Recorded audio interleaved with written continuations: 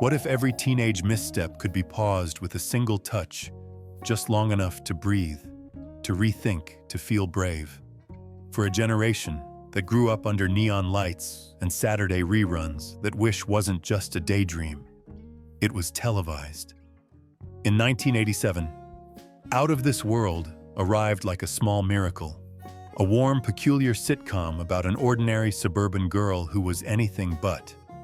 She was Eevee Garland, half human, half Antarian, and with two index fingers pressed together, she could stop time, a secret power that felt to 80s kids like freedom itself.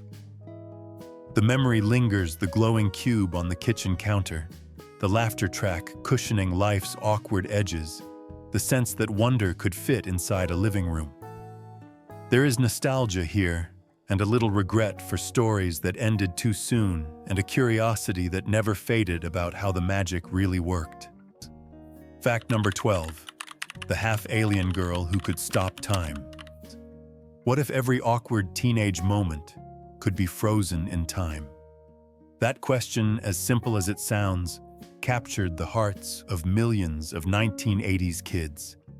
It was the dream of every shy student, every nervous teenager, the ability to stop the world just long enough to think, breathe, or hide. In 1987, television granted that wish through Out of This World, a quirky half-hour sitcom that blended suburban life with a streak of science fiction magic. At its heart stood Eevee Garland, a 13-year-old girl who discovered on her birthday that she was half human, half alien, born from a mother on Earth and a father from the distant planet Antares. With a single tap of her index fingers, she could freeze time itself. It was a power both wondrous and terrifying. The series showed Eevee experimenting with her gift, not for heroism, but for humor and survival, sneaking out of trouble, pausing arguments, rearranging frozen reality, then restarting the world before anyone noticed.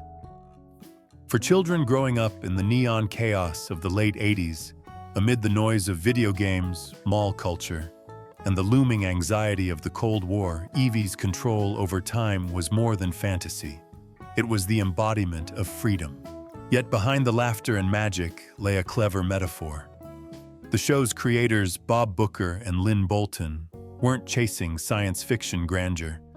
They were exploring adolescence itself, the feeling of being half one thing and half another, caught between childhood and adulthood, belonging and difference. The show's modest sets and low-budget tricks made it all the more relatable. Out of This World wasn't about alien planets. It was about a teenager trying to fit into one. Fact number 11. Co-parenting with an alien voice. Behind every teenager is a parent trying desperately to keep up. In Out of This World, that challenge was cosmic. Donna Garland, played with warmth by Donna Pescow, believed she was raising an ordinary daughter, until one night, a glowing communication cube began to flicker and speak not in static, but in the calm, resonant voice of her husband Troy. He was not dead nor missing. He was orbiting somewhere in the stars, a father from Antares communicating across the void. Only Eevee could talk to him directly. For Donna, it was a bittersweet arrangement, knowing her husband was alive but forever out of reach. The series turned that loneliness into a running source of both comedy and tenderness. Each time Troy's cube lit up the house filled with echoes of cosmic parenting advice on school teenage rebellion and alien etiquette delivered from light years away. What made it extraordinary was the secret behind the voice. It wasn't a faceless actor or a hired narrator. It was Burt Reynolds, one of Hollywood's biggest stars, lending his unmistakable Southern drawl to the unseen father. Reynolds recorded his lines privately, often completing entire seasons' worth of dialogue in a single day, doing it as a quiet favor for producer Bob Booker. His name never appeared in the credits, but his voice gave the show unexpected weight. Parents watching recognized him instantly, even as kids were mesmerized by the glowing box. In an era before video calls and smartphones, that cube was a piece of emotional science fiction, a symbol of connection in isolation of family love stretched across galaxies. It hinted at the real loneliness of the modern family, wrapped in the laughter of a sitcom. The mixture of absurdity and sincerity became the show's identity, making viewers believe, if only for half an hour, that even the strangest families could find a way to talk to one another no matter the distance. Fact number 10. The NBC experiment that accidentally worked. By the late 1980s, American television was drowning in competition. Networks were fighting to fill every time slot with something, anything, that might keep families glued to the screen. In 1987, NBC launched a programming block called Prime Time Begins at 7:30, a half-hour experiment meant to warm up audiences before the official evening lineup. The problem? Almost every show in that slot collapsed. Ratings were weak, budgets were lower, and critics barely paid attention. But against all logic, Out of This World survived. Its debut during that doomed NBC experiment might have been a death sentence for most series, yet somehow this strange little sitcom refused to die. When the network gave up, syndication rescued it a second life on local stations, airing on weekend afternoons when children channel surfing between cartoons and reruns discovered it by accident. This unplanned rebirth turned the series into a cult favorite. Critics dismissed it as a cosmic mess, possibly the worst sitcom ever made, or a series held together by glitter and hope. But none of that mattered. Kids adored it. They didn't need polished writing or prestige acting. They needed imagination. For them, Eevee Garland's glowing cube and finger snap magic were unforgettable. The show reached nearly 100 episodes, a number few syndicated comedies ever achieved. It became the perfect example of how 1980s television thrived, not on perfection, but on persistence. Like other family sci-fi comedies of the era, ALF Small Wonder, My Secret Identity, it survived because of timing, not marketing. Syndication gave Out of This World a longer life than NBC ever expected, proof that the strangest concepts sometimes endure the longest. Fact number 9. The cast who made it work, somehow. If the show's survival was a miracle, its cast was the reason it mattered. Maureen Flanagan, barely a teenager, carried the entire series with a sincerity that defied the ridiculous premise. Acting opposite a blinking plastic cube and pretending it was her father required imagination far beyond her years. She played Eevee with an honesty that made even the cheapest special effect feel magical. Donna Pescow, known for Saturday Night Fever, gave the series its emotional center. Her character, Donna Garland, was both mother and high school principal, balancing her daughter's alien secrets with PTA meetings and teenage drama. When Pescow became pregnant during the second season, the production team faced an unexpected challenge. There was no way to write the pregnancy into the storyline, so they hid it behind every possible object: couches, plants, shopping bags, even a conveniently placed dog. It became one of television's most creative disguises, a symbol of 80s sitcom ingenuity. Around them revolved a colorful ensemble. Joe Alaskey as Uncle Beano offered comic relief and a touch of chaos, while veteran actor Doug McClure portrayed the bumbling Mayor Applegate, a man so clueless he often seemed part of another galaxy himself. Despite the show's bizarre setup, the chemistry among these performers anchored it in something familiar: the warmth of family. They played their roles straight, never winking at the camera, never treating the story as a joke. That sincerity made the unbelievable feel real. And behind the laughter was a quiet professionalism. Many of these actors came from stage or serious film backgrounds. They treated even the silliest scenes with care. Together, they built a world where audiences could believe that a teenage girl could stop time and still worry about homework.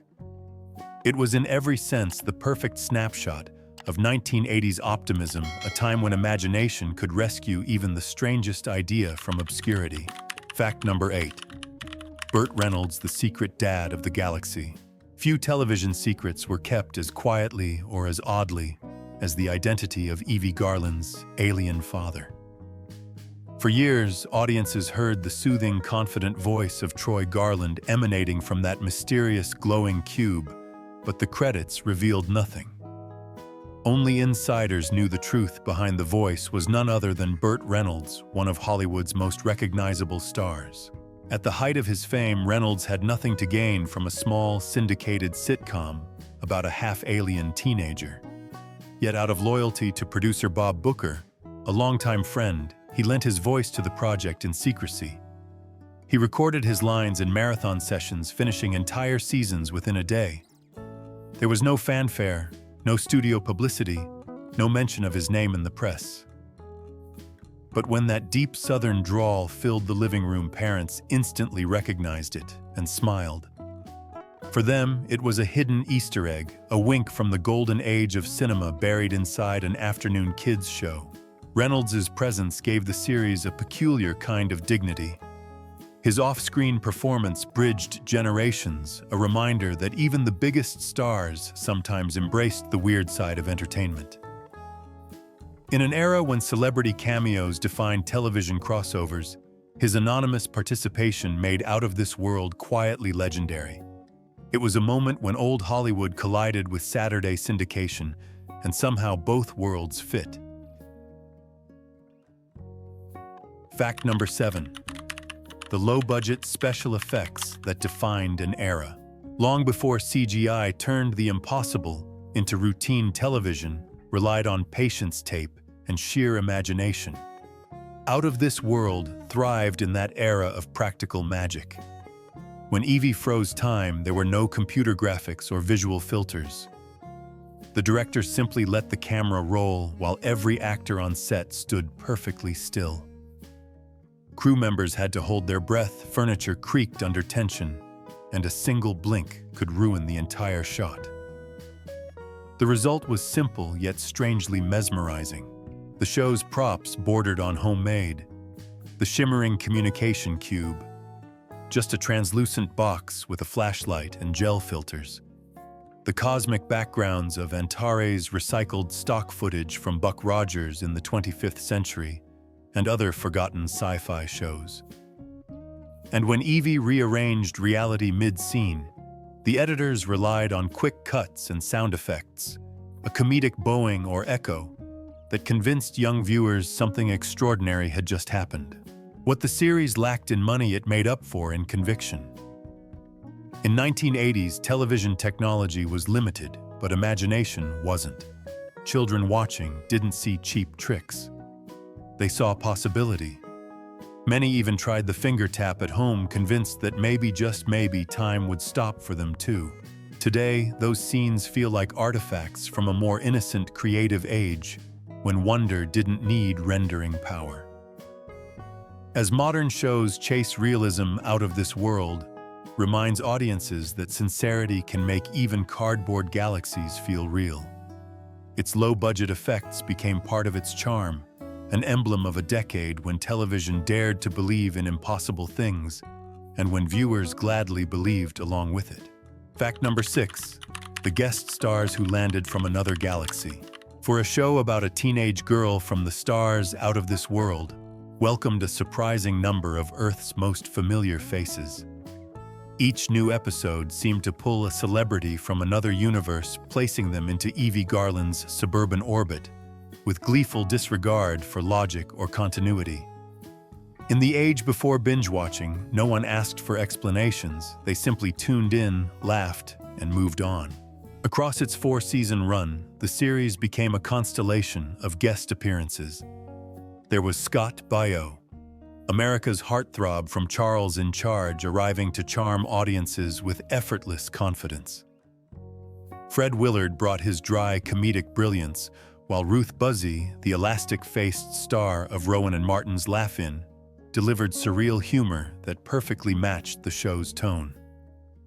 Richard Mall, towering from Night Court, appeared as an outlandish visitor who looked more alien than the aliens themselves. And Tom Bosley, forever America's dad from Happy Days, appeared as Eevee's extraterrestrial grandfather Zelig, delivering celestial wisdom with fatherly warmth. These cameos were more than gimmicks. They were part of an unspoken 1980s television culture when audiences valued familiarity and light-hearted absurdity over realism. Each guest embodied that charm, stepping into Eevee's world, as if the idea of a half-alien teenager freezing time were perfectly normal. In retrospect, these appearances turned the show into a time capsule of pop culture faces, a gallery of performers who defined a decade of laughter and optimism. Fact number 5. The weirdest episodes that ever made it to air. If Out of This World were remembered only for its cast, it would still be remarkable. But what made it legendary were the stories, those gloriously illogical, wonderfully imaginative plots that could have only existed in the late 1980s. In Baby Talk, Eevee accidentally transfers her alien energy to a newborn, giving the infant the power to speak not in cute baby gibberish, but in sharp adult sarcasm. The episode felt like a fever dream, halfway between Look Who's Talking and a Twilight Zone parody. Then came School Uniform Rebellion, where Eevee split into two versions of herself to attend two different events on the same night. The groundbreaking special effect behind this, a body double filmed from behind, stitched together with a simple split screen. But nothing captured the series' strange genius like its finale. After 4 years, Eevee's father, Troy, finally tried to return to Earth. For a brief glowing moment, his form appeared not fully, but as a silhouette shimmering in light. When a teleportation glitch interrupted the reunion, he accidentally sent Donna, Eevee's mother, to his planet instead. Time froze. The screen faded. And just like that, the story ended. No rescue, no goodbye, no answers. There was no season 5. No explanation. Just silence. For children who had grown up watching that final cliffhanger, became a lifelong mystery retold on fan forums decades later. In the absence of closure, nostalgia took over. That unfinished ending made Out of This World eternal, forever suspended like time itself in Eevee's hands. Fact number 4. The finale that broke every 80s rule. When Out of This World abruptly ended in 1991, it violated one of the unwritten laws of 1980s television. Every sitcom must wrap up neatly, with smiles, hugs, and a freeze frame of resolution. But this show, fittingly for a story about frozen time, chose to stop mid-motion. Its cliffhanger ending, where Eevee's mother Donna vanished into the cosmos, left fans staring at their screens in disbelief. In the pre-internet era, there were no hashtags, no campaigns, no petitions to #SaveEevee. Viewers simply had to accept that the show was gone. Children who had spent 4 years watching Eevee learn to balance alien powers with teenage life were left without answers. For them, the silence was deafening. They imagined alternate endings, wrote letters that never reached producers, and replayed taped episodes hoping for clues. But Out of This World was a product of its time, a period when television shows could disappear overnight, erased from broadcast schedules without ceremony. The abrupt ending became part of its legacy.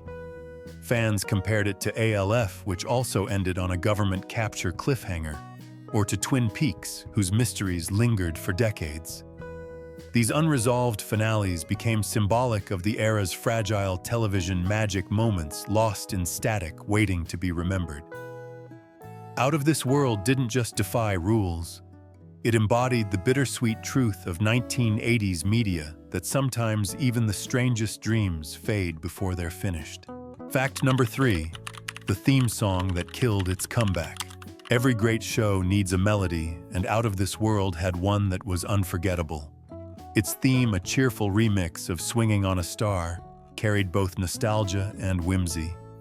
Originally made famous by Bing Crosby in 1944, the song was rewritten with clever lyrics to fit the show's interstellar story. Would you like to swing on a star, carry moonbeams home in a jar, or would you rather go to Earth? The tune instantly set the tone, part fantasy, part family fun. Children sang it at recess.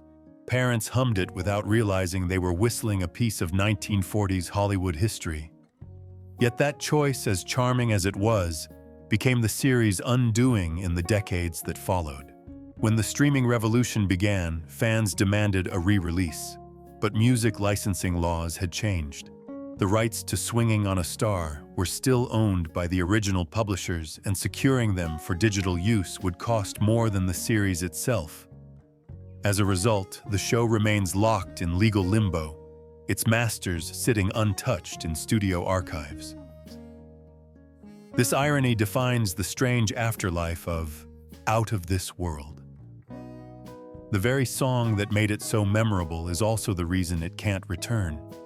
In an age when nearly every vintage show finds new life online, this one remains stranded, a lost signal from the past, floating somewhere between copyright and nostalgia. Together, its unfinished finale and its unstreamable theme create a haunting paradox, a series that ended without closure and can't even be reborn. It is quite literally frozen in time, just as its heroine once wished she could make the world stand still. Fact number 2, the legacy of low-budget imagination. Even decades later, Out of This World stands as a monument to the art of doing a lot with very little. While network sitcoms of the late 1980s flaunted expensive sets and high production value, this quirky half-alien comedy relied on charm, creativity, and conviction. Every sound effect, every blinking light, every exaggerated gesture carried the weight of childlike wonder. What the show lacked in polish, it compensated for in sincerity. The series proved that science fiction didn't need vast galaxies or dazzling visual effects. It needed heart. Kids growing up during the era of the space shuttle and the early days of home computers were fascinated by the idea that the extraordinary could happen right in their suburban kitchens. For them, Eevee's powers weren't just entertainment. They were a metaphor for the power of imagination itself. In hindsight, Out of This World mirrored a cultural moment when television dared to be weird and hopeful at once. It didn't mock its premise, it embraced it. And in doing so, it quietly influenced an entire generation of storytellers who learned that creativity doesn't come from money, but from belief. That same spirit can be seen today in independent series web comedies and retro revivals that celebrate nostalgia as both humor and comfort.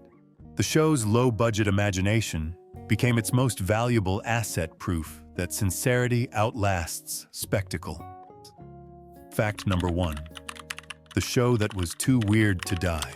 By the time its final reruns faded from television, Out of This World had achieved something rare. It refused to disappear. While countless 1980s sitcoms vanished into memory, this one lingered not through fame but through affection. Fans passed along VHS recordings, quoted Eevee's lines, and recreated the iconic finger pose long after the show's syndication ended. In the grand history of television oddities, it stands proudly beside Small Wonder, ALF, and My Secret Identity. It wasn't prestige TV, but it didn't need to be. It was warm, eccentric, and utterly sincere, a mix that has grown only more precious with time. Critics who once dismissed it have since acknowledged its strange endurance. Modern retrospectives from entertainment sites like AV Club and Collider have revisited the series, praising its balance of absurdity and heart. In a media world now dominated by algorithms and polished perfection, Out of This World reminds viewers of something television has nearly forgotten: that authenticity, even wrapped in silliness, can be magic. Its theme song may be locked in licensing limbo, its finale unresolved, but its memory remains vivid. When audiences recall the image of Eevee pressing her fingers together to stop time, it's not just nostalgia, it's a symbol of a lost kind of storytelling. A time when innocence and absurdity could coexist, when a laugh track could hold a little truth, and when television dared to imagine the impossible.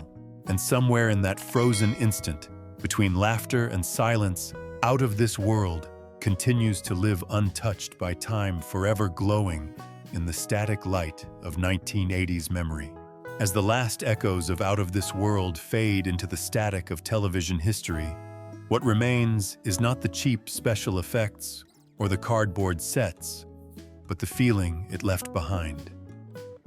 It captured a decade when imagination ruled the living room, when stories could be simple yet profound, and when television dared to mix family warmth with cosmic absurdity. The show reminded viewers that growing up was its own kind of science fiction, full of mystery, awkward discoveries, and the desire to pause time just long enough to understand it all. Through 12 unforgettable facts, the portrait of Out of This World becomes clear. It was never about perfection. It was about possibility. Its humor, its heart, and its unapologetic weirdness formed a bridge between generations, uniting children who dreamed of superpowers and parents who saw in it the nostalgia of their own youth. Decades later, its magic still lingers in old recordings and fan memories, and in that simple gesture of touching two fingers together to stop the world. It remains a time capsule of an era when sincerity mattered more than spectacle, when laughter was enough to make the unbelievable believable. Of the 12 facts above, which one surprised you the most? Was it Burt Reynolds' secret cameo, the bizarre unfinished finale, or the reason the show can't return to streaming? Share your memories in the comments below. Thank you for watching and for keeping these forgotten corners of television alive. See you in the next video. This is TV Time Capsule.